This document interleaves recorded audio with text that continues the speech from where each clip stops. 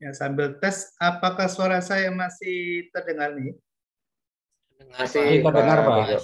Masih terdengar jelas, Pak. Masih terdengar jelas, Pak. Makasih. Saya record untuk teman-teman, mungkin barangkali ada yang nggak sempat hadir. Saya lanjutkan kembali tentang keputusan dalam manajemen keuangan. Kita tadi sudah menguraikan mengenai urgensi kenapa manajemen keuangan itu penting dan bagaimana manajemen keuangan berperan di dalam kegiatan manajerial dalam proses pengambilan keputusan, gitu ya. Apa saja ruang lingkup keputusan yang perlu dilakukan oleh seorang manajer keuangan, gitu ya.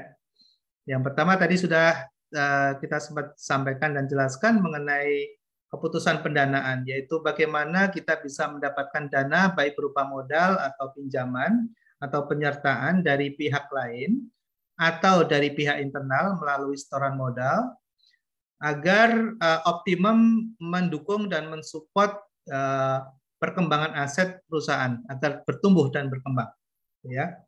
Kemudian dana yang sudah dihimpun, dana yang sudah bisa kita peroleh, modal yang sudah bisa kita dapatkan itu, lalu kita pikirkan bagaimana cara menggunakannya agar menghasilkan return yang terbaik, ya, secara optimum dengan tingkat risiko yang terkendali, dengan tingkat risiko yang rendah atau terkendali. Nah, ketika kita sudah mendapatkan return sesuai dengan harapan tentunya, maka tindakan berikutnya adalah bagaimana laba yang kita sudah peroleh itu bisa kita gunakan, ya, bisa kita gunakan untuk berbagai kepentingan dan kebutuhan perusahaan, baik untuk para pemegang saham tentunya dalam bentuk dividen, untuk perusahaan bisa mendapatkan modal internal untuk bisa bertumbuh dengan menambah laba, dengan menambah modal yang berasal dari laba ditahan, ya, untuk kegiatan operasional, maupun untuk sebagian yang kita akan bagikan kepada para pemegang saham dalam bentuk kebijakan dividen. Nah, ini pengetahuan yang sangat penting, sangat krusial, terutama bagi para business owner dan juga para manajer keuangan yang terlibat secara langsung dalam sebuah proses bisnis. Ya, kebetulan 3 tahun terakhir ini saya sendiri juga cukup intensif ya untuk masuk dalam industri, terutama industri keuangan. Ya, kebetulan saya mendampingi, saya pernah cerita dan sampai saat ini sangat menarik sekali, dinamikanya luar biasa. Ya, di dalam financial technology, fintech, di Aku-Laku, dari proses pendirian awal ya sampai sekarang running, intens mengikuti berbagai kebijakan dan pengembangan bisnis ya, business development, yang tadinya berawal dari marketplace, kemudian berkembang ke financial technology, kemudian ke insurtech atau insurance technology, kemudian masuk ke credit scoring, kemudian masuk ke dalam ekosistem support IT, ya, IT supporting untuk core system bagi para mitra yang masuk dalam tergabung dalam ekosistem yang sama. Dan mungkin barangkali juga hal yang terkadang tidak masuk akal ya. Misalnya begini, kita modal saat ini itu berkisar di sekitar 200 ya, 200 miliar. 200 miliar. Tapi keuntungannya bisa 240 miliar. Ya, kadang kan nggak masuk akal ya. Kita modalnya cuma 200 miliar tapi bisa keuntungan 240 miliar gitu. Itu bisa terjadi kenapa? Karena tadi kita menggunakan teknik strategi investasi dan juga strategi dalam mengembangkan produk yang berbasis pada kolaborasi, yang menggunakan smart collaborations, di mana ketika kita bicara tentang mendukung dalam proses trading misalnya di dalam marketplace gitu, kita menggunakan model channeling namanya, channeling. Jadi di situ semua lembaga keuangan bisa terlibat ya dalam berinvestasi dan memberikan pembiayaan kepada para customer marketplace ya di Akulaku Silver misalnya. Jadi bukan kita yang membiayai, tapi yang membiayai dari pihak lain, dari perbankan ya, dari perbankan, tapi tentunya bank yang memiliki basis teknologi yang sama, sehingga turnover dari size volume bisnis kita itu sampai di angka 7,8 triliun dalam 1 tahun, ya. Itu yang in balance sheet itu berada kurang dari 1 triliun. Artinya putaran bisnis yang terekam di dalam aktivitas transaksi dalam bookkeeping kita, ya dalam pembukuan kita itu 978 miliar.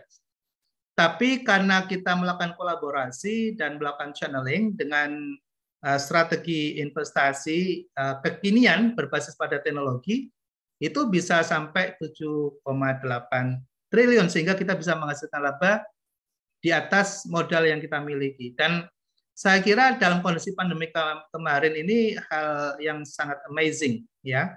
Amazing karena kalau kita berbisnis bisa dapat keuntungan katakanlah 5-10% aja udah luar biasa. Ini keuntungannya 100% lebih gitu ya. Nah, itu nggak akan mungkin terjadi kalau tanpa didukung dengan pertama terkait dengan pengetahuan investasi, kemudian ada dukungan teknologi dan membangun sebuah ekosistem gitu ya. Dan kebetulan juga saya intens juga di perusahaan asuransi ya, di Takaful.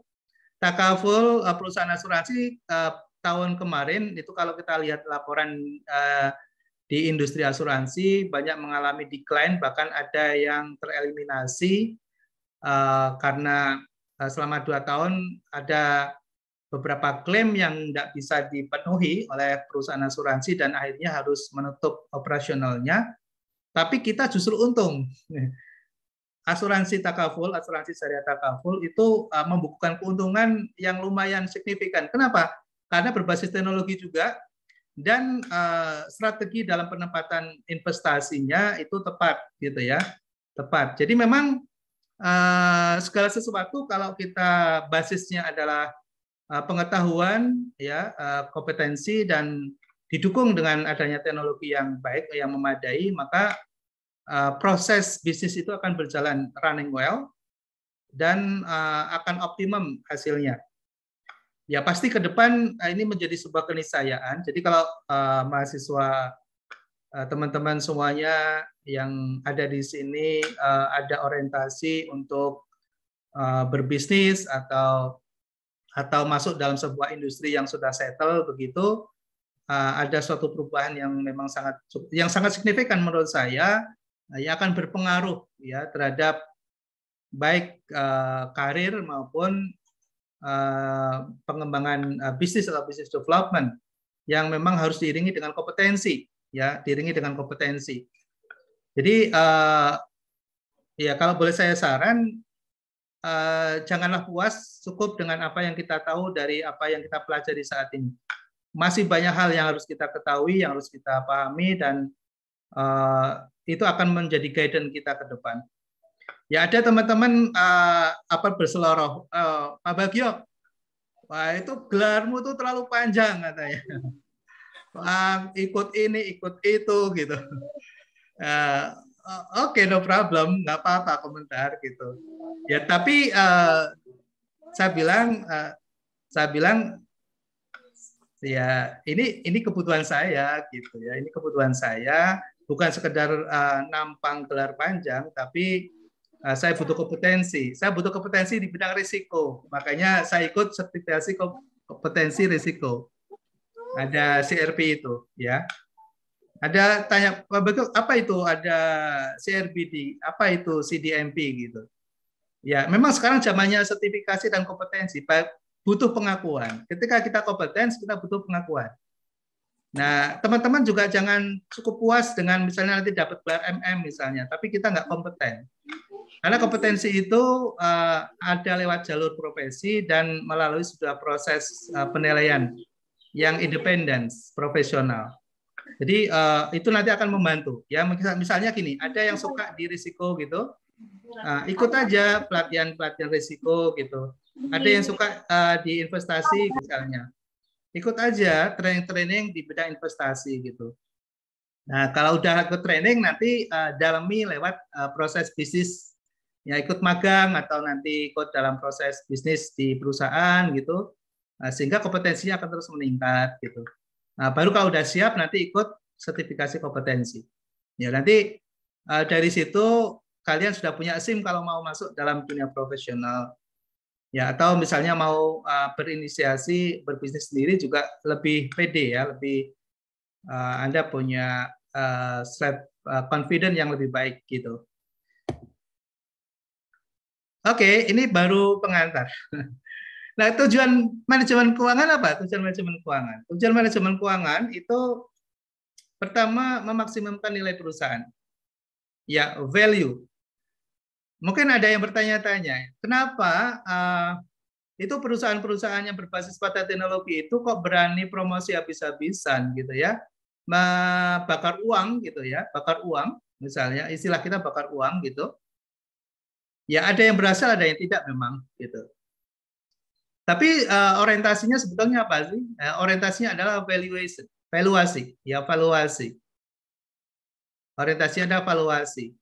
Jadi valuasi itu tidak bisa dinilai berbasis pada aset real. Jadi kalau zaman bahulu gitu ya, zaman dahulu gitu, zaman dahulu itu kan menilai perusahaan kan berbasis pada aset, berapa yang dimiliki, berapa punya pabrik, pabriknya berapa nilainya, berapa punya mobil, berapa mobil yang dimilikinya, nilainya berapa, tanahnya berapa, kan begitu cara menilai perusahaan zaman dulu loh gitu ya. Tapi sekarang nggak begitu gitu ya. Bahkan beberapa perusahaan aplikasi itu tidak punya aset real, tapi bisa dijual dengan harga triliunan.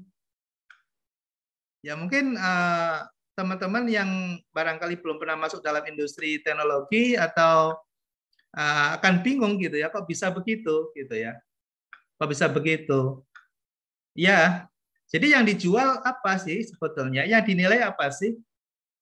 Yang dinilai itu adalah prospek, potensi, prospek dan potensi yang dinilai. Yang mana punya big data, Pak ya? Ya. Jadi ketika kita mendaftar gitu ya, mendaftar dalam suatu aplikasi dengan registrasi, itu satu akun itu nilainya 1 juta. Ya, nilainya 1 juta. Jadi kalau ada 1 juta member, berarti nilainya 1 juta kali 1 juta. Berapa? Ada yang bisa ngitung 1 juta kali 1 juta? 1.000 miliar ya, 1 triliun. Berapa? 1 triliun. Ya. 1 triliun. Jadi kalau kita kadang suruh mengisi aplikasi, kadang kasih bonus, kasih ini dan itu sebetulnya apa? Perusahaan sedang meningkatkan valuation, ya, sedang melakukan valuasinya. Kalau dia sudah dapat 1 juta, masuk ke venture capital, udah dapat 1 triliun. Ya, seperti yang kita lakukan di Aku-Laku juga sama, ya. Kita dapat pembiayaan seri C dengan nilai 1,2 triliun. Padahal aset kita tadi saya cerita berapa? Sekitar 200 miliar ya. Tapi bisa naik 5 kali lebih gitu. Bisa naik 5 kali lebih. Ya. Ya karena tadi ya. Oke ya, saya kira itu hanya sekedar untuk ini aja ya, memberikan gambaran. Kalau kita baca beberapa literasi manajemen keuangan produk sebelum tahun 2000 gitu ya, apalagi sebelum tahun 2016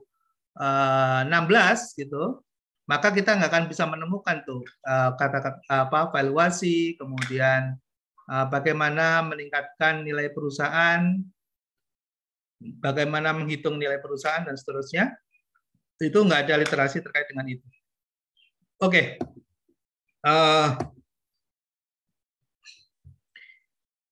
Nah, tujuan dari perusahaan apa sih? Tujuan dari perusahaan itu memaksimumkan shareholder wealth, ya. Jadi kekayaan atau nilai maksimum yang bisa diterima oleh para pemegang saham.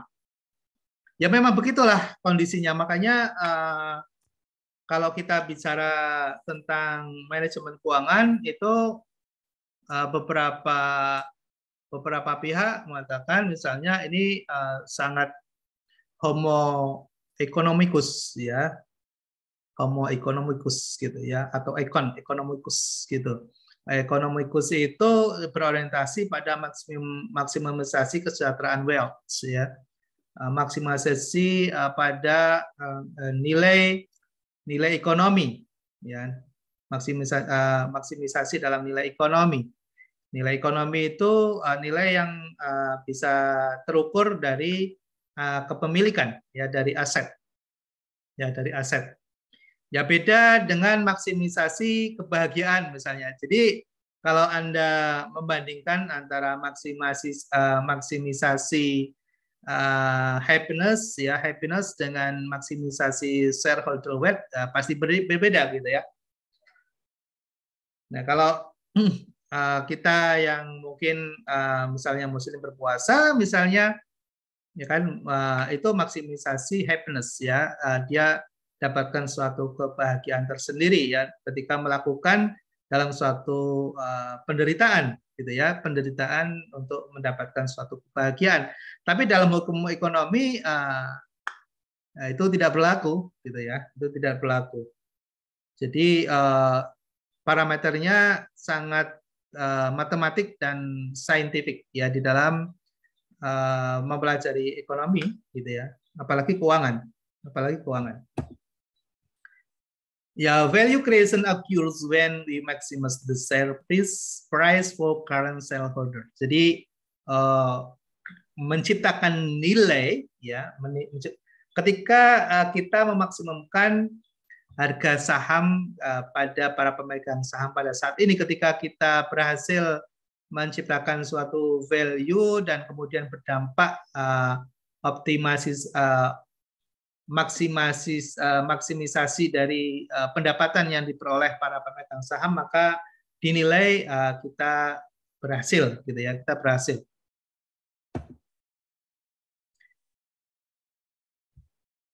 Oke, ya, sebelum saya lanjutkan ke teori agensi,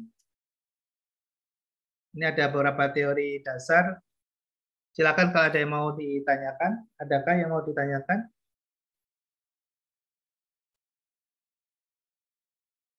Izin bertanya Pak Bagio atas nama Silakan. Adi, Pak. Silakan. Untuk saya tadi agak terlambat Pak untuk masuk ke Zoom meeting ini. Terkait dengan manajemen keuangan, apakah nanti kita juga belajar tentang bagaimana kita membuat kayak semacam laporan keuangan dan cara membaca laporan keuangan, Pak? Terima kasih, Pak. Ya, Pak Adi, terima kasih. Betul sekali, Pak. Kita mungkin di pertemuan minggu depan kita akan belajar tentang analisis keuangan. Ya, di dalam analisis keuangan itu salah satu instrumen atau alat yang digunakan adalah rasio keuangan.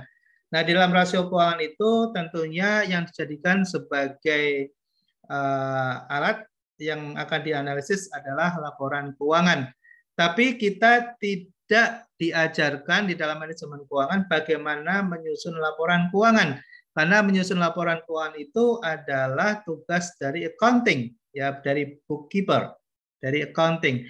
Kita hanya menggunakan hasil dari kegiatan accounting berupa laporan keuangan yang nanti kita akan analisis dan kita gunakan sebagai alat bantu di dalam proses pengambilan keputusan dan kebijakan perusahaan.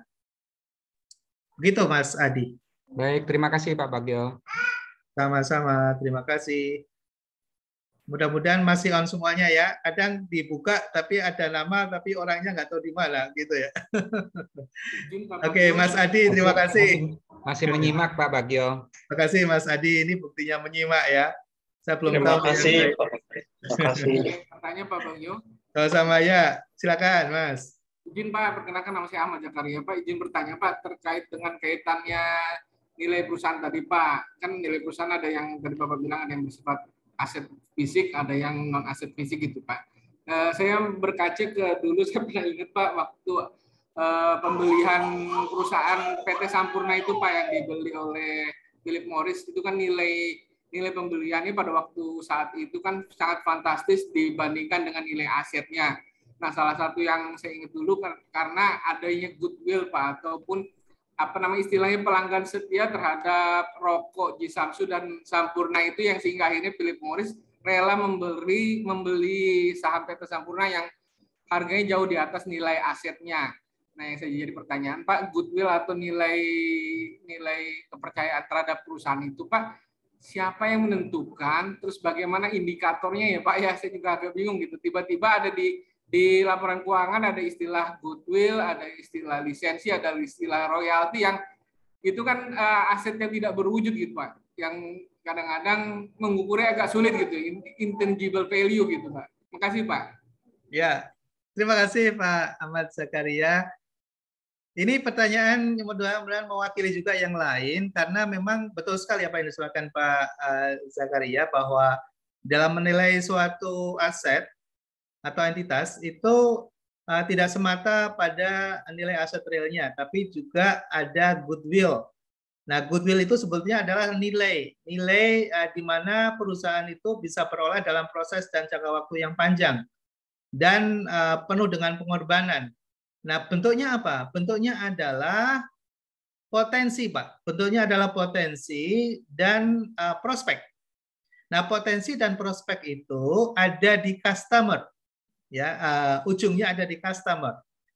Artinya ketika perusahaan memiliki prospek customer yang loyal dan memiliki potensi untuk menjadi captive market, maka semakin tinggi nilainya.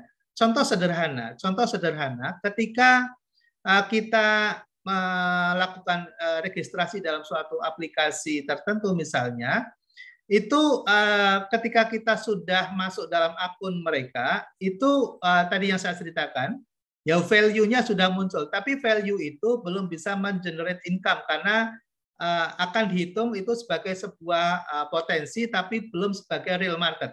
Nah, ketika kita menggunakan untuk melakukan sebuah transaksi yang kemudian memberikan value, memberikan nilai dalam sebuah transaksi, maka disitulah namanya real market atau captive sudah mulai terbentuk. Nah, ketika sudah captive sudah mulai terbentuk, maka nilainya menjadi naik lagi, Pak. Bertahap itu, naik lagi. Nah, ketika kemudian kita menggunakan suatu aplikasi itu dan lalu kita melakukan sebuah transaksi dan transaksi itu dilakukan dalam sebuah retention, diulang gitu. Nah, ada repaying, ada repay, ada rebuying, ada pembelian kembali. Dan ada pembayaran kembali, maka nilainya menjadi bertitel lagi, Pak, naik lagi, gitu ya, naik lagi. Nah, itu Pak, itu kan nggak pernah tercantum nilai Bapak itu berapa, ya, nilai satu akun yang dimiliki Bapak ketika melakukan sebuah transaksi di suatu aplikasi itu bagi masyarakat awam, bagi masyarakat awam kan tidak paham bahwa itu adalah suatu aset, ya, itu satu aset. Sama dengan yang dilakukan oleh Philip Morris ya ketika dia memberikan valuation terhadap Sampurna, di mana dia memberikan hampir 4 kali lipat ya nilai valuasinya, gitu. Nah, di situ ada yang namanya perusahaan penilai, Pak. Ada namanya perusahaan penilai. Nah, perusahaan penilai ini dia memiliki registrasi Pak di Otoritas Jasa Keuangan. Jadi kita nggak bisa serta-merta menunjuk ya tanpa melakukan sebuah clearance terhadap otoritas, dan kita juga harus tahu bahwa yang bersangkutan memiliki kompetensi, memiliki registrasi dan memiliki sertifikasi ya untuk melakukan assessment, appraisal terhadap suatu entitas tertentu. Nah, Di situ Pak, kita nanti bisa mendapatkan suatu second opinion, awalnya second opinion. Nah, nanti akan bisa akan existing ketika ada pengakuan dari pasar. Jadi Bapak misalnya punya perusahaan gitu ya, dan sudah punya pelanggan Pak, punya pelanggan, itu Bapak jangan kalau misalnya mau jual beli perusahaan, jangan dijual itu hartanya, asetnya saja. Tapi potensi buyer Bapak, potensi customer Bapak, itu harus dinilai. Itulah Pak yang disebut dengan goodwill. Ya, bisa jadi nilainya lebih besar dibandingkan dengan nilai aset yang Bapak miliki. Ya, nah ini Pak yang kadang kita tidak cukup paham ya, di mana terkadang kan ada perusahaan, Bapak sangat kenal dengan Sandiaga Uno ya Pak ya, calon wakil presiden kita dulu, sekarang menteri pariwisata ya, Menpar ya. Ya, itu dia punya keahlian di bidang itu Pak Sandiaga Uno itu. Jadi sepulang dia dari Harvard, kemudian dia tiga tahun lebih di Amerika belajar tentang itu, balik ke Indonesia langsung Pak dibabat habis gitu ya. Jadi dia beli perusahaan-perusahaan dengan sangat murah Pak. Beli perusahaan dengan sangat murah. Yang dia beli asetnya saja. Orang Indonesia waktu awal-awal tidak paham tentang valuasi. Dan Pak Sandi sangat paham karena di global market yang dinilai tadi yang kita sebut tidak hanya bicara tentang real asset tapi juga tentang valuasi, ya valuasi itu. Nah, Pak Sandi hanya bekerja tidak cukup lama, Pak. Tidak lebih dari 2 tahun, dia bisa meningkatkan value perusahaan itu 3, 4, 5 kali.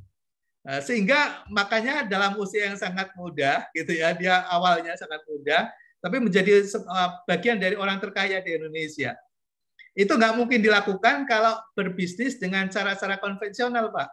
Jadi misalnya kita dirikan perusahaan, kita jualan, gitu ya, kita jualan barang, yang bisa diukur lah, ya tingkat akselerasinya itu kalau 1 + 1 2, 2 + 2 4, gitu ya. Jadi bisnis-bisnis yang dikelola berbasis pada cara-cara konvensional dan primitif, ya perkembangannya seperti itu. Ya, nggak akan bisa langsung melompat.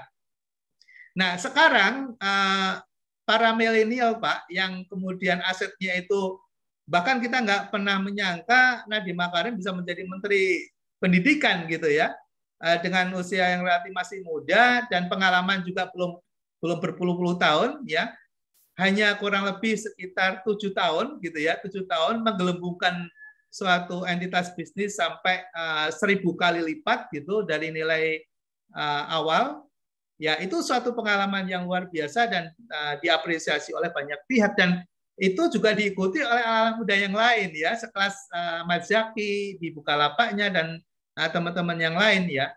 Termasuk kebetulan karena saya ngikutin di awal Aku Laku ini, saya cerita di Aku Laku, ada 2 Mas Zakaria yang saya sempat ikutin, yaitu tiket.com, itu juga teman satu kantor, satu meja, namanya John Atmajaya, masih muda, masih bujangan juga. Kemudian ada namanya juga Mas Eka, Pamitra Eka Wijaya, Eka namanya, Eka panggilannya, yang punya Tani Hub, Tani Fund, ya itu juga satu meja, satu kantor dengan saya kerja, dan kemudian resign dan mendevelop sendiri.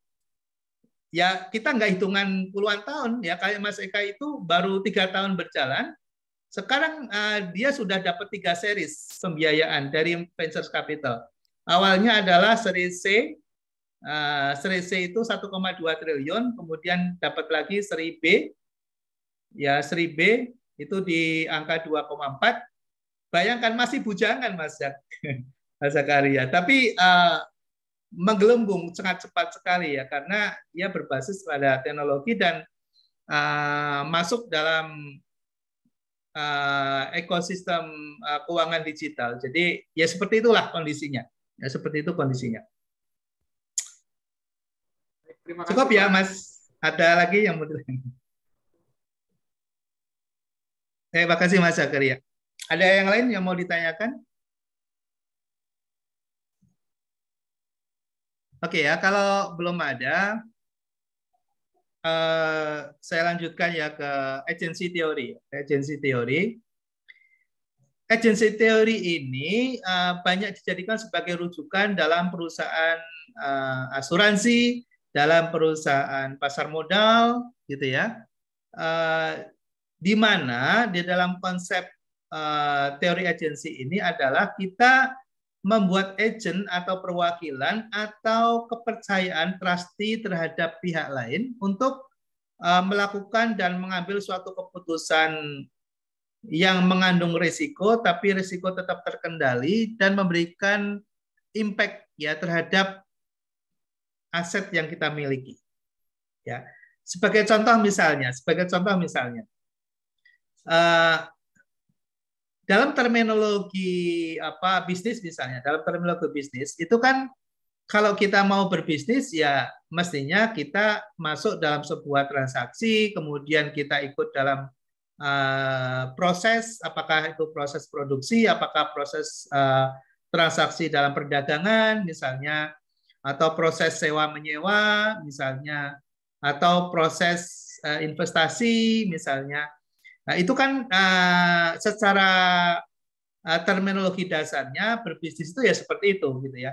Tapi dalam kondisi kekinian, teori agensi menyatakan bahwa kita tidak perlu melakukan hal-hal itu secara detail sendiri, tapi kita bisa memisahkan diri ya dengan entitas dan kita mengambil risiko yang terbatas, lalu pengambilan keputusan dan kebijakan itu dilakukan oleh pihak lain.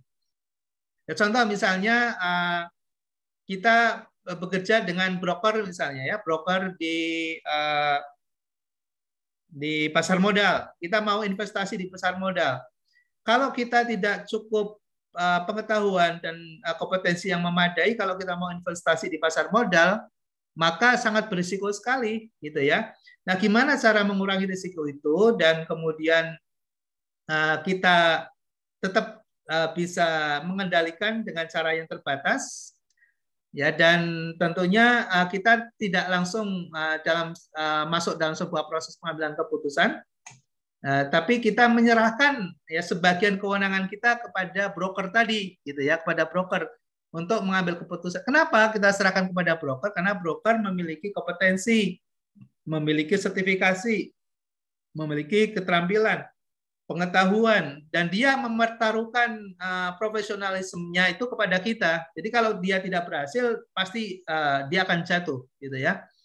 Nah, dengan segala konsekuensi dan komitmen yang ada, pihak lain itu mewakili kita dalam proses pengambilan keputusan. Nah, itulah yang disebut dengan agency teori. Jadi kita menyerahkan sebagian kewenangan kita, memisahkan sebagian kewenangan yang kita miliki itu pada pihak lain. Nah, pihak lain itu bisa berupa perusahaan, bisa juga berupa perorangan.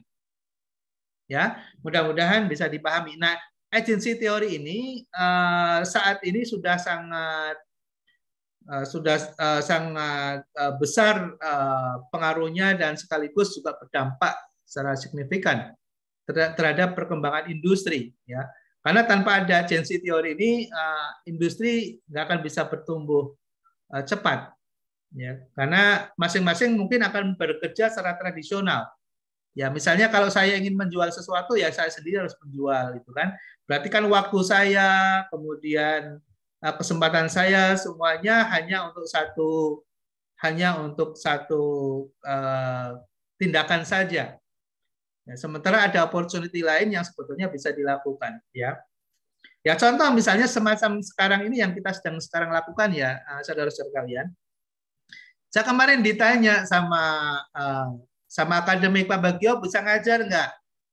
Ya, dalam kesempatan dan dalam kapasitas serta sepanjang yang bisa saya lakukan, ya sangat senang sekali untuk bisa berbagi, apalagi dengan mahasiswa gizi yang sudah 15 tahun saya mendampingi. Saya senang hati itu.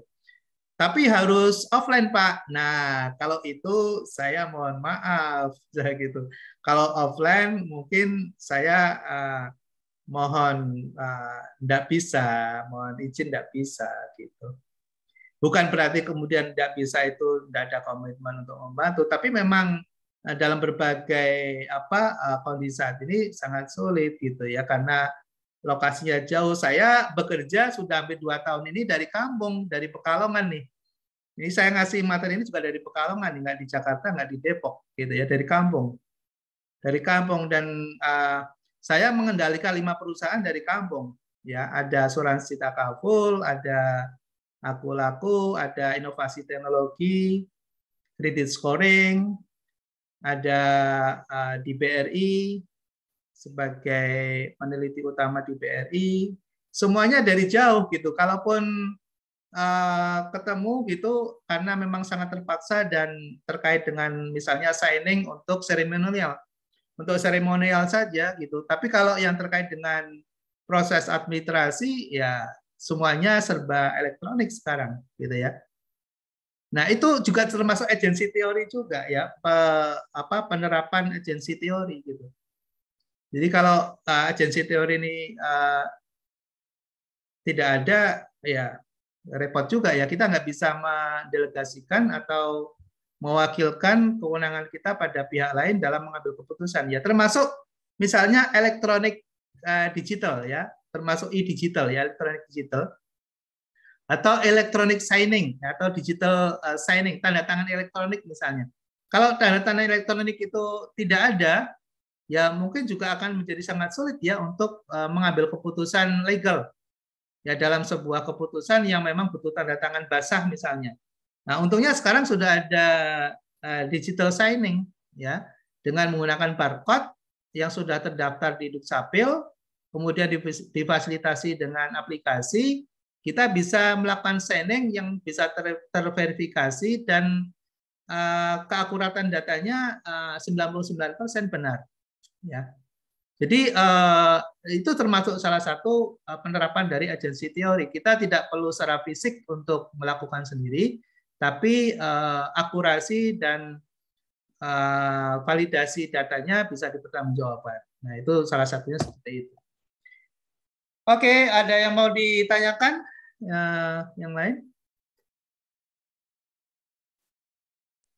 Kalau tidak, sambil berjalan, ini perkembangan manajemen keuangan ya, perkembangan manajemen keuangan dari 2020 ada capital budgeting namanya. Ya, jadi gimana kita menilai suatu investasi ya berbasis pada formulasi tertentu yang dibangun dengan menggunakan namanya capital budgeting. Nah, kita masih sempat apa enggak ya mendiskusikan itu. Kemudian ada Markowitz, itu sangat terkenal sekali dengan portfolio teori namanya. Jadi Markowitz memberikan sebuah sumbangan pemikiran dan sampai sekarang masih dipakai juga dalam dunia pasar modal. Bagaimana dia menelurkan suatu konsep jangan masukkan investasi dalam satu keranjang, itu konsep yang sangat terkenalnya ya. Jadi kalau kita mau investasi itu jangan taruh dalam satu tempat. Ketika default ya, maka habislah kita punya investasi itu. Harus disebar ya, harus disebar dalam bentuk portofolio namanya. Ya, portofolio. Jadi harus dibagi-bagi ya, sehingga ketika ada default di salah satu entitas, maka kita nggak akan jatuh habis ya. Kita masih bisa bertahan, masih bisa survival, gitu ya. Nah, kemudian ada Sharpe, Motion, dia bangun namanya capital asset pricing model, namanya capital asset pricing.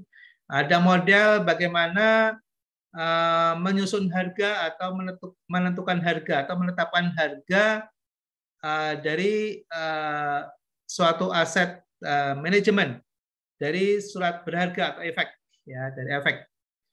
Sharpe ya, Sharpe dengan teori yang sangat terkenal namanya frontline equilibrium ya, jadi frontliner ya, frontliner. Ada satu titik di mana disebut dengan efficient frontier, ada namanya efficient frontier ya, satu titik di mana proses pengambilan keputusan dengan tingkat risiko yang paling minimum tapi mendapatkan tingkat return yang paling optimum. Itu Sharpe ya, Sharpe menghasilkan teori itu dan sampai sekarang masih digunakan. Dan kebetulan dulu di MM saya dulu di Magister Management saya menggunakan formulasi SHAPE ini untuk melakukan analisis terhadap industri keuangan perbankan sebelum terjadi Krismon. Dulu saya lulus sebelum Krismon. Sebelum 98, saya 97. Nah, waktu itu saya melakukan analisis terhadap industri perbankan dengan menggunakan SHAPE. Formulasi namanya Frontier, Efficient Frontier. Nah, di situ ternyata hasil analisisnya terbukti. Ya, perbankan yang menggunakan basis pendapatannya dari fee itu akan bisa bertahan ketika ada terpaan krisis. Nah, waktu itu saya ada 7 bank, ya, ada 7 bank yang masuk dalam efficient frontier, masuk dalam garis efisien, titik efisien, yaitu antara lain BCA, gitu, kemudian ada Bank Niaga, kemudian ada Bank Ekspor-Impor, kemudian ada 7 bank, ya, saya lupa. Dan hampir semua bank itu pada saat Krismon itu tidak terlikuidasi. Karena dia tidak berbasis pada bunga. Dia pendapatan utamanya berasal dari fee, dari kegiatan jasa layanan. Nah, itu menjadi sebuah temuan tersendiri yang teruji, gitu ya, yang teruji. Jadi biasanya efficient frontier itu digunakan di dalam pasar modal untuk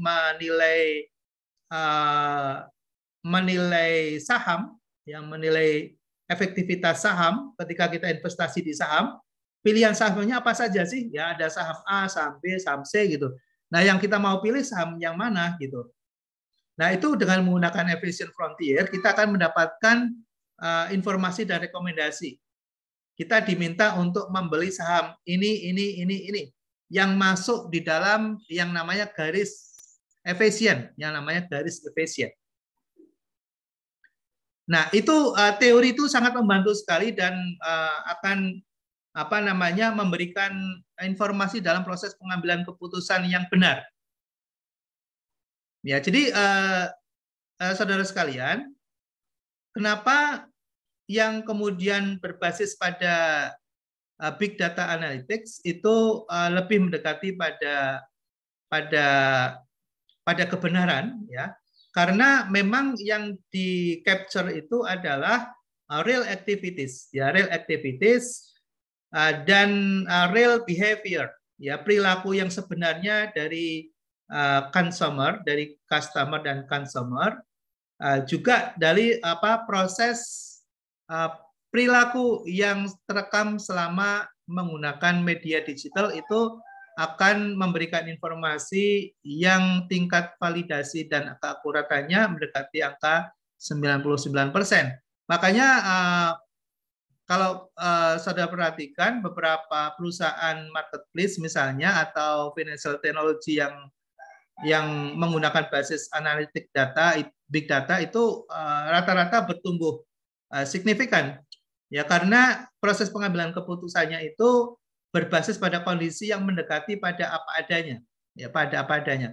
Ya, berbeda dengan yang masih menggunakan manual, ya, berbeda misalnya dengan proses bisnis yang masih menggunakan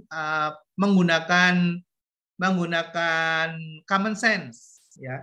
Nah, itu sudah tidak relevan lagi. Dan perusahaan-perusahaan yang berbasis pada machine learning, pada artificial intelligence, ke depan akan mendominasi, ya, akan mendominasi. Oke, ya, saya kira kita sudah jam 2:30. Silakan kalau ada yang mau bertanya sebelum kalian mengerjakan tes, ya. Saya tutup dulu. Sore, Pak. Boleh bertanya, Pak? Ya, silakan. Oh ya, terima kasih Pak Bagio. Kalau berkenan, saya tadi tentang slide yang agensi teori itu, Pak, tentang keuangan perusahaan. Saya masih kurang paham tentang agensi teori itu, Pak. Saya coba baca slide-nya sama nyimak. Mohon maaf, mungkin saya agak kurang memahami secara detailnya, Pak. Sama ini mungkin praktisnya di dalam perusahaan itu berarti pembagian memang ada ketentuan itu hanya ditentukan oleh RUPS itu Pak, pembagian saham dan obligasi ini, atau memang ada aturan yang mengikat Pak untuk sebuah perusahaan? Itu Ya. Terima kasih. Ya. Jadi teori dasar dari agensi teori itu sebetulnya teori pemisahan atau teori perwakilan.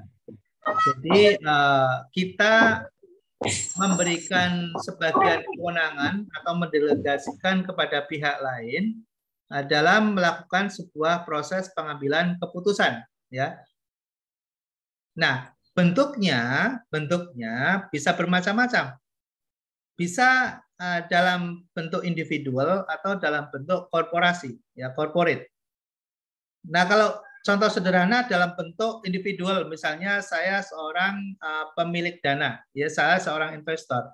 Tapi saya ingin investasi ke pasar modal, ya, saya ingin membeli sertifikat berharga, baik obligasi atau mungkin saham juga. Tentunya saya nggak bisa melakukan sendiri. Saya butuh agensi, saya butuh broker, saya butuh orang atau perusahaan yang memiliki sertifikasi kompetensi dan memiliki registrasi yang terregistrasi untuk bisa melakukan transaksi di pasar modal, gitu ya. Nah, kalau kemudian saya tetap melanjutkan proses kegiatan investasi yang saya lakukan dan kemudian saya menyerahkan kepada broker, kepada pialang saham misalnya, saya memberikan kuasa kepadanya untuk melakukan transaksi di pasar modal, maka disitulah agensi teori itu berjalan. Jadi saya mewakilkan kepada pihak lain untuk melakukan kewenangan dalam transaksi yang mewakili diri saya di perusahaan sekuritas masuk ke pasar modal gitu, untuk melakukan sebuah transaksi apakah membeli saham atau nanti juga akan menjualkan saham. Ya, itu contoh sederhananya, Mas Matlaul, ya. Jadi gitu ya, teori agensi itu prakteknya seperti itu, gitu ya. Nah, kalau dalam konteks korporasi, maka bentuknya misalnya perusahaan, ya, suatu perusahaan misalnya memberikan kewenangan semacam kayak KSO misalnya, ya, ada kesepakatan kerjasama operasional, misalnya kesempatan kerjasama operasional dalam suatu bidang tertentu. Misalnya saya perusahaan yang bergerak misalnya di bidang pembiayaan, Mas Anwar memiliki perusahaan yang berbasis pada teknologi misalnya. Nah, saya nggak punya alat nih untuk bisa menjangkau pasar sasaran di daerah remote misalnya, karena saya nggak bisa buka cabang di daerah tersebut. Tapi dengan teknologi, Mas Anwar bisa menjangkau mereka melalui aplikasi digital yang bisa menjangkau dan masuk ke ruang private di dalam handphone masing-masing pemilik handphone yang berada di wilayah-wilayah yang terluar, terdalam, yang disebut dengan daerah remote tadi, gitu. Nah, itu saya membuat sebuah KSO, kerjasama operasional, saya perusahaannya saya yang membiayai, gitu. Kemudian aktivitas tindakan untuk melakukan engagement kepada pasar sasaran dilakukan melalui teknologi. Maka disitulah teori agensi juga berjalan. Saya tetap bisa mencapai sasaran saya, gitu ya. Saya bisa dapat pasar, gitu. Mas Anwar juga bisa mendapatkan sales, gitu, karena dibiayai oleh perusahaan pembiayaan saya, gitu. Masing-masing mencapai sasaran dan targetnya sendiri-sendiri, gitu ya. Dengan tujuan yang sama, yaitu bisa menghasilkan income, pendapatan. Nah, itu teori agensi dalam sebuah korporasi. Itu contohnya seperti itu. Ya, Mas Anwar sudah cukup jelas, Mas? Cukup jelas, Pak Bagio. Ya, terima kasih. Ya, sama-sama. Pak Bagio mau menambahkan pertanyaan, Pak. Dalam ini Pak, teori agensi yang tadi disampaikan itu, apakah hanya kewenangan yang dikasih gitu? Apakah termasuk risknya ya Pak ya? Ya. Masih, Ya, Pak. ya, makasih Mas Ernawan.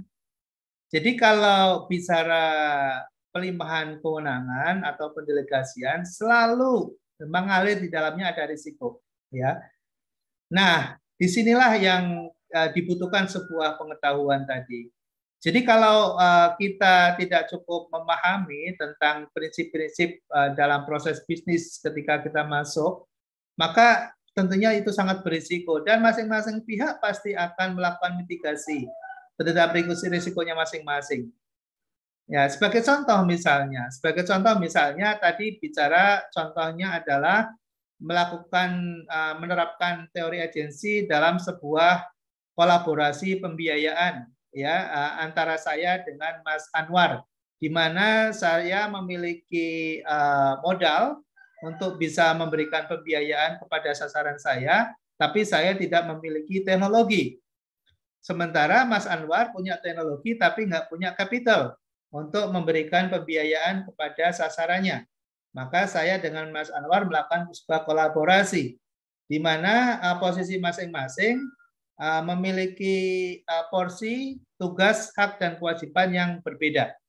Gitu ya. Nah, disitulah di dalam sebuah KSO itu diperjanjikan di mana letak kewenangan, letak haknya, letak kewajiban dan tugas yang dijalankan oleh masing-masing pihak itu beserta dengan sistem imbal jasanya, termasuk kepada feedback masing-masing gitu. Termasuk pada risiko yang apabila itu terjadi maka masing-masing pihak sudah mendiskusikannya dalam sebuah ruang lingkup KSO tadi, gitu.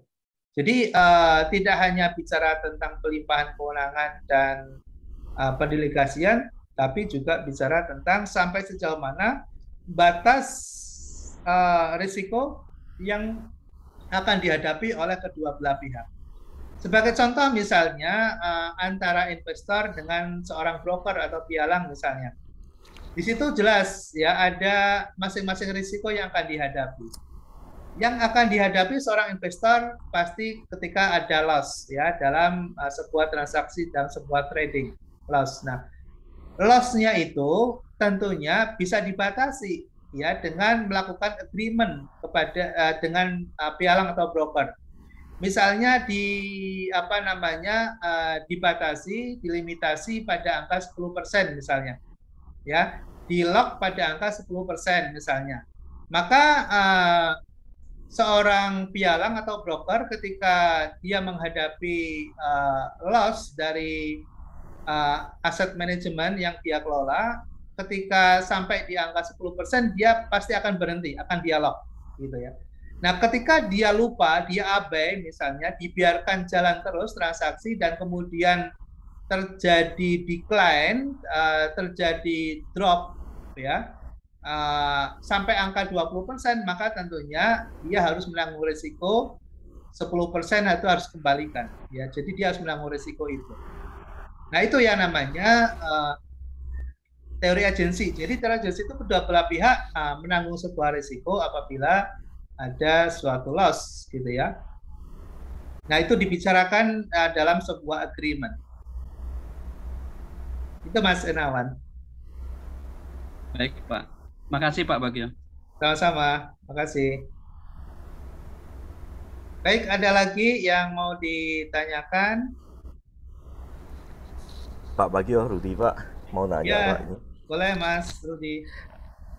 Ini Pak, saya dulunya kan saya pernah mewakili bos saya itu untuk menghandle pembangunan hotel. Jadi waktu itu kita membahasnya itu dengan perusahaan Aston Pak pada saat itu. Apakah dengan cara seperti ini bos kita yang menginvest dan Aston yang mengelolanya itu termasuk salah satu agent di dalam teori yang sekarang dipaparkan oleh Pak Bagio Pak? Namun di sini selain dari bos kita menginvest, ya sebetulnya kan kita di sini juga melihat kembali lagi yang tadi ditanyakan oleh Pak Zakaria soal masalah goodwill Pak ya, brandnya hotel tersebut, namun pengelolanya dari pihaknya mereka. Apakah ini termasuk juga salah satu agen yang bersifat koperasi Pak? Terima kasih Pak, itu pertanyaan saya Pak. Ya, Mas Rudi, terima kasih. Ini pertanyaan seorang praktisi yang sudah pernah punya pengalaman di lapangan menghadapi suatu situasi dan kondisi dalam kegiatan atau aktivitas investasi. Betul sekali. Jadi apa yang tadi dilakukan oleh kedua belah pihak, oleh Aston ya sebagai pemilik merek dan pemilik manajemen, dia melakukan kolaborasi dengan investor, pemilik modal, dan kemudian berbagi peran dan risiko masing-masing, gitu. Nah, itu adalah salah satu dari penerapan agency teori, ya. Baik, Pak. Ini agency teori ini berkembang sangat pesat sekali dan misalnya contoh sederhana ya, Alfamart dan Indomart dengan para investornya itu juga agency teori. Ya. Jadi kalau kita ingin punya perusahaan retail, minimarket gitu ya, kita nggak usah pusing-pusing lah, ibaratnya gitu ya, nggak usah pusing-pusing menciptakan sistem sendiri, kemudian udah kita bergabung misalnya dengan Alfa Group misalnya atau Indomart Group misalnya, di situ ada ketentuan berapa nilai investasinya, kemudian ekspektasi return yang akan muncul juga sudah bisa diproyeksikan, kemudian masing-masing pihak berbagi peran gitu ya, investor menyediakan tanah, menyediakan modal kerjanya, kemudian menyiapkan investasi, peralatan dan fasilitas kerja, kemudian pihak Alfa dan pihak Indomart menyiapkan sistemnya, hire orang, kemudian juga menyiapkan stok, persediaan, pemasok menjadi pemasok gitu ya, dan membangun jaringan yang memprovide network ya, networking yang mereka miliki. Nah, disitulah yang kemudian nanti hasilnya tentunya akan berbagi. Pihak investor dapat berapa persen, nanti Alfamart Indomart dapat berapa persen dari setiap transaksi yang terjadi di dalam point of sales mereka, dalam pos mereka, gitu. Nah, di situ risikonya juga pasti sudah terbagi, ya, risikonya sudah terbagi, gitu. Ya, seperti itu. Jadi itu adalah penerapan dari agency teori, Mas. Baik, Pak. Mas Rudi. Terima kasih Pak Bagio. Ya, sama-sama. Jadi teman-teman, kalau mau memulai bisnis, sebetulnya bisa menggunakan dua konsep ya. Konsep membangun sistem itu juga bisa menjadi bagian penting yang bisa memiliki nilai jual dan bisa menjadi investasi jangka panjang.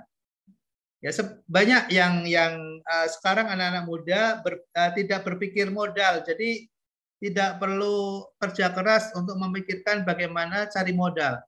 Tapi yang dipikirkan bagaimana membangun sebuah sistem dan bisnis model. Itu. Ketika bisnis model mereka proven, gitu ya, teruji, dan sistem mereka bisa di-apply, bisa diaplikasikan, maka modal akan datang dengan sendirinya, gitu. Dan terjadi akselerasi yang luar biasa, bertumbuh sangat cepat. Ini tantangan kita ke depan ya. Jadi kalau kalian masih berpikir berbisnis itu adalah cari modal sendiri, nyiptakan sendiri, jualan sendiri, gitu ya. Ya sudahlah, siap-siap aja di pinggir jalan, gitu ya. Siap-siap aja di pinggir jalan. Ya jualan sedikit demi sedikit. Ya mungkin pada suatu saat bisa tumbuh, bisa besar, tapi perlu nunggu waktu. Mungkin kita sudah di angka 4, di angka 5, di angka 6. Ya mungkin bisa aja berhasil besar gitu ya.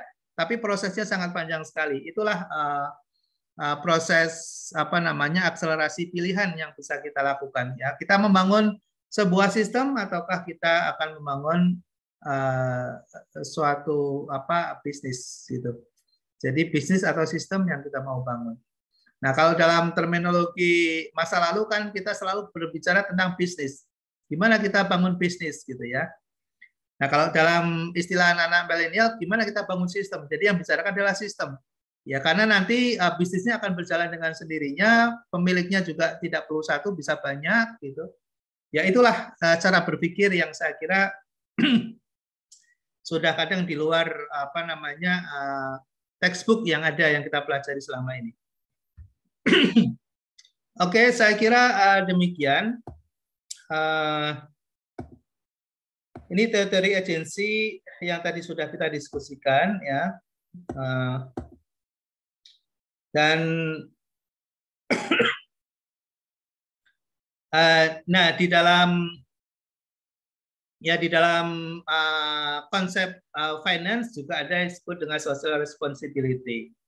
Jadi ketika kita sudah dapat wealth maximization, maka akan muncul namanya social responsibility. Memang ini agak sedikit berbeda ya konsep dalam pendekatan ekonomi kadang dengan pendekatan religi misalnya ya. Kalau dalam pendekatan religi spiritual gitu, dua-duanya berjalan seiring ya. Bicara tentang sosial, bicara tentang economics, bisnis itu seiringan gitu ya, beriringan. Jadi kita juga dapatkan sebuah keuntungan, juga kita membangun relationship, membangun sosial, ya kita membangun lingkungan, ya, dan seterusnya gitu ya.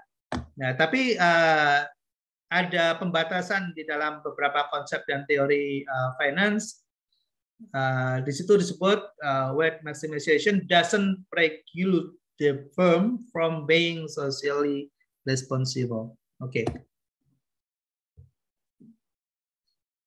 Nah, asumsi yang bisa kita lihat bahwa perusahaan itu sebetulnya memproduksi atau menghasilkan ya, baik terkait dengan private and social goods. Ya, jadi kadang antara teori dengan kenyataan bisa berbeda ya. Oke, kemudian ada istilah corporate governance. Ya, ada istilah corporate governance. Dalam governance atau tata kelola itu kita akan bicara bagaimana suatu sistem itu bisa dikendalikan dan bisa di-manage ya. Nah, sistem itu bisa dikendalikan, bisa di-manage gitu dengan menggunakan yang namanya struktur ya, struktur itu yang akan mengendalikan. Dan ada yang namanya infrastruktur dan ada namanya struktur. Nah, struktur itu siapa? Struktur itu ya di dalamnya ada pemilik saham, ada board of directors, dan ada commissioner, ya board of commissioners. Nah, selain itu juga ada yang namanya infrastruktur.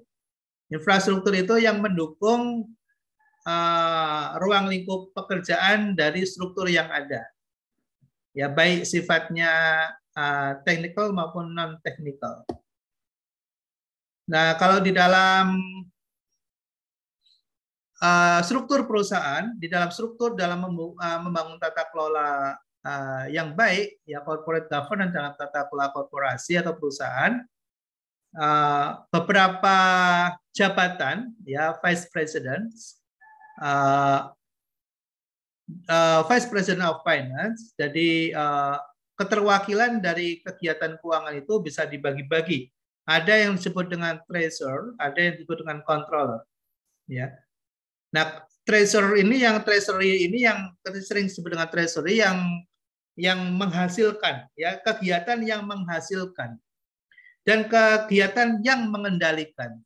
Nah, kegiatan yang menghasilkan misalnya terkait dengan capital budgeting, cash management, credit management, dividend disbursement, financial analysis, pension management, insurance, risk management, tax analysis, planning. Itu adalah kegiatan-kegiatan yang mengenerate income. Ada kegiatan-kegiatan yang digunakan untuk mengendalikan, yang kita sebut misalnya cost accounting, cost management, data processing, general ledger, government reporting, internal control, preparing financial statement, preparing budget, preparing forecast. Nah, itu kegiatan-kegiatan keuangan yang digunakan dalam rangka mengendalikan perusahaan. Ya, jadi kalau kalian nanti menjadi manajer keuangan misalnya, maka ada dua sisi itu yang kalian perhatikan. Bagaimana alat yang bisa digunakan dalam rangka untuk mengendalikan dan alat yang digunakan dalam rangka menghasilkan pendapatan. Ya. Nah, itulah tugas dari seorang Vice President of Finance. Jadi wakil dari Chief Executive Officer yang concern atau menjalankan fungsi keuangan. Ya. Oke, saya kira sampai di sini sudah jam 3 persis ya. Kalian silakan masuk ke Bagio Consulting ya. Bagio Consulting. Jadi kalian masuk ke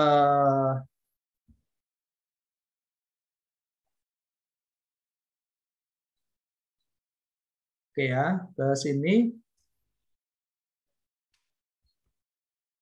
Pak Bagio, untuk absensi Pak, itu kita emang harus tunggu diaktifkan juga ya Pak? Oh ya, ini ada yang baru masuk ya? Iya. Iya, Sama Pak. ini kalau di klik yang untuk absen at 2 April 2022 dia memang harus diaktifkan juga ya. Iya Pak, Bagio minta tolong. Ntar tapi menunggu proses status berhasil dari pihak admin di situ ya Pak. Mohon izin Pak.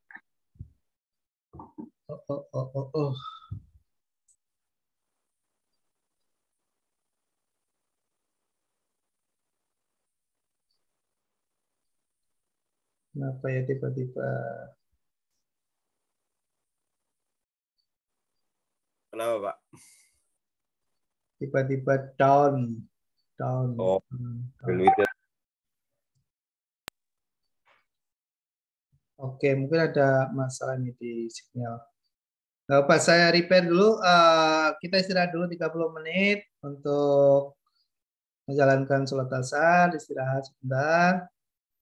Nanti kita masuk lagi jam 3:30.